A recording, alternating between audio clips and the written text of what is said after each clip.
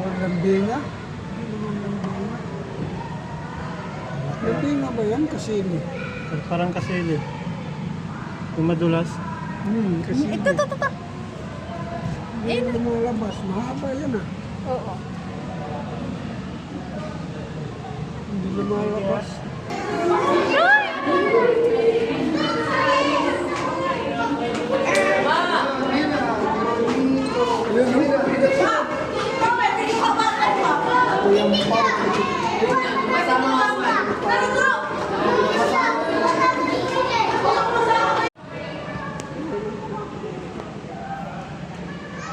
Ay, parehas pala.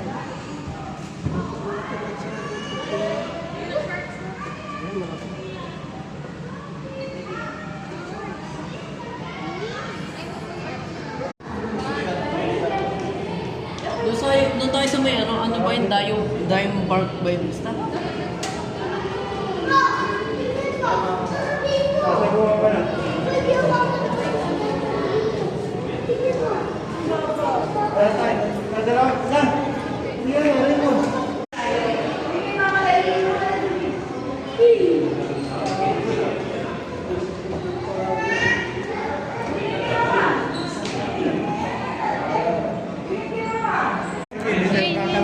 Nakatingin sa'yo.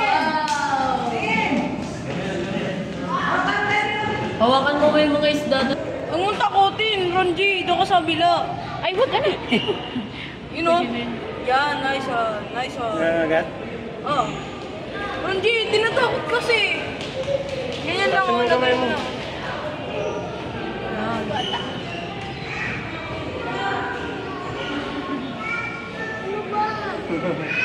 Lagay mo pa. Nakaka-relax lang. Ilagay mo. Paganto lang to. Nakagat nila. Nakagat. Below the water surface. Sea lions like any marine animal can swim above and underwater. They have a keen eyesight, but the color vision.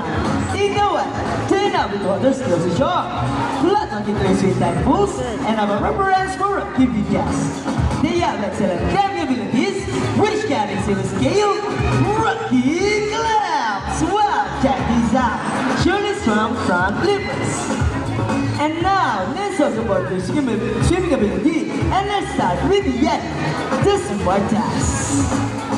Sea lions get on a cruise around 11 miles per hour using the rowing movement of their front flippers, while their back flippers are stretched out behind.